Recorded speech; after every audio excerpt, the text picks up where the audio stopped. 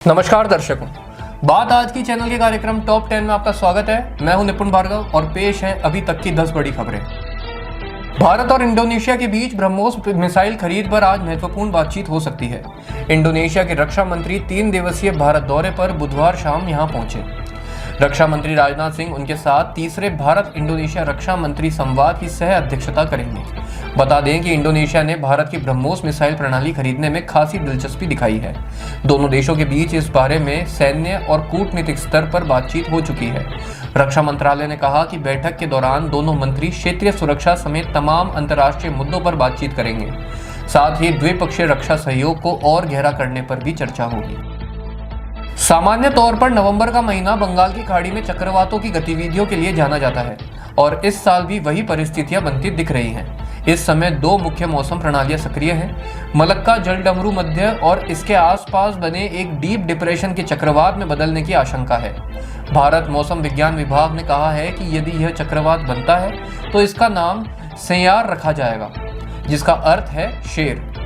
यह नाम यूएई की ओर से सुझाया गया है, जो उत्तरी हिंद महासागर क्षेत्र में चक्रवातों के नामों में भाग लेने वाले 13 देशों में से एक है। अमेरिका की राजधानी वॉशिंगटन डीसी में व्हाइट हाउस के पास गोलीबारी की बड़ी घटना सामने आई, जिसमें 2 नेशनल गार्ड सैनिकों को गोली मार दी गई। वेस्ट वर्जीनिया के गवर्नर पैट्रिक मॉरिसी ने पुष्टि की कि दोनों सैनिकों की मौत हो गई है। पुलिस ने एक संदिग्ध को हिरासत में ले लिया है। गवर्नर ने बताया कि वे लगातार संघीय एजेंसियों से संपर्क में हैं और मामले की जांच जारी है। यह घटना 17वीं स्ट्रीट और एच स्ट्रीट के बीच में हुई है, जो व्हाइट हाउस से सिर्फ 2 ब्लॉक दूरी पर है। घटना के बाद मौके पर भारी पुलिस बल, फायर विभाग और आपातकालीन टीमें पहुंची।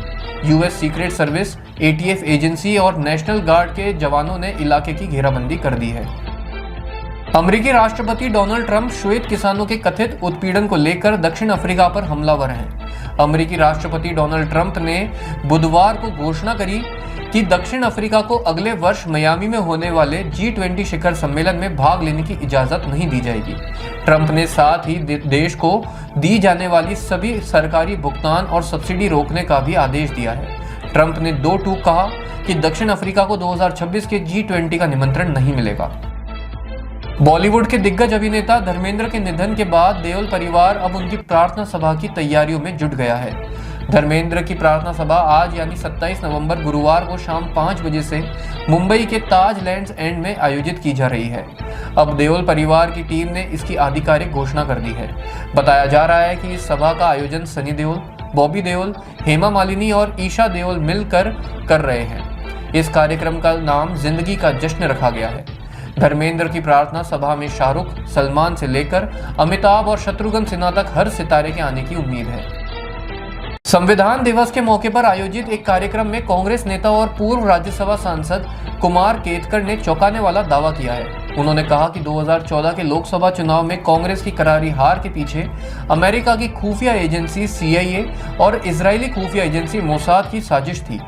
केतकर ने दावा किया कि 2004 में कांग्रेस को 145 सीटें मिली थी, जबकि 2009 में यह संख्या बढ़कर 206 हो गई थी। उन्होंने कहा कि अगर यह रुझान जारी रहता तो कांग्रेस 2014 में 250 सीटें जीत सकती थी। केतकर ने कहा कि कुछ अंतर्राष्ट्रीय एजेंसियों ने तय किया था कि किसी भी हाल में कांग्रेस को 206 सीटों से ज्यादा नहीं मिलने दी जाए। CIA और मोसाद ने डेटा इकट्ठा किया, रणनीति बनाई और ऐसा माहौल बनाया कि कांग्रेस सत्ता में ना लौट सके। महिला प्रीमियर लीग के लिए मेगा बोली गुरुवार को होगी। इसमें 277 खिलाड़ी शामिल होंगी। 5 फ्रेंचाइजी के पास 50 भारतीय खिलाड़ियों और 23 विदेशी खिलाड़ियों के लिए 73 स्लॉट उपलब्ध हैं। इस मेगा बोली का मुख्य आकर्षण महिला विश्व कप की विजेता टीम भारत की ऑलराउंडर दीप्ति शर्मा है, जिन्हें उत्तर प्रदेश ने रिलीज कर दिया था। विश्व कप में प्लेयर ऑफ द टूर्नामेंट रही दीप्ति के पास इस बार सबसे महंगी भारतीय खिलाड़ी बनने का मौका है। विश्व कप में उनके प्रदर्शन के बाद कई फ्रेंचाइजी उन्हें टीम में लेना चाहेंगी। हालांकि यूपी उन्हें वापस लेने के लिए RTM यानी कि राइट टू मैच कार्ड का उपयोग भी कर सकती है। प्रधानमंत्री नरेंद्र मोदी ने आज एक space tech startup Skyroot aerospace के इन्फिनिटी कैंपस को वर्चुअली लॉन्च किया। पीएम मोदी ने स्काईरूट के पहले ऑर्बिटल रॉकेट विक्रम 1 का भी अनावरण किया। यह इवेंट सुबह 11 बजे वीडियो कॉन्फ्रेंसिंग के जरिए पूरा किया गया। पीएमओ की रिलीज के अनुसार इस फैसिलिटी में कई लॉन्च व्हीकल को डिजाइन करने, डेवलप करने, इंटीग्रेट करने और टेस्ट करने के लिए लगभग 2 लाख स्क्वायर फीट का वर्क स्पेस होगा। इससे हर महीने एक ऑर्बिटल रॉकेट बनाने की कैपेसिटी भी बढ़ेगी। गौरतलब है कि पवन चांदना और भरत ढाका द्वारा स्थापित स्काईरूट एरोस्पेस भारत के प्राइवेट स्पेस सेक्टर में सबसे आगे है।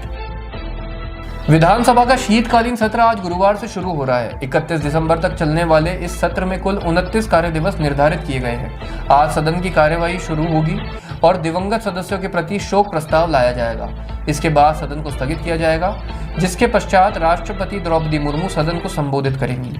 सत्र के दूसरे दिन अर्थात 28 तारीख को वित्त वर्ष 2025-26 का प्रथम अनुपूरक बजट पेश किया जाएगा।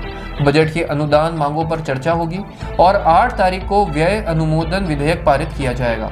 नियम के अनुसार विधानसभा का सत्र हर वर्ष 60 दिन बैठना चाहिए। पिछले 2 सत्रों में सदन कुल 31 दिन चला है, इसलिए नियम के अनुसार इस बार शीत सत्र के लिए 29 दिनों का कैलेंडर बनाया गया है। कला, जागरूकता और युवा शक्ति को एक मंच पर लाने वाला संविधान महोत्सव 2.0 27 से 29 नवंबर तक जवाहर भवन केंद्रीय सचिवालय में आयोजित होगा। 3 दिवसीय उत्सव में open mic, live performance, workshop, panel चर्चा और कई रचनात्मक गतिविधियां होंगी, जिनका संचालन युवा प्रतिभाएं करेंगी। आयोजकों के अनुसार महोत्सव का उद्देश्य युवाओं को अभिव्यक्ति, संवेदना और समाज से जुड़ाव का अवसर देना है।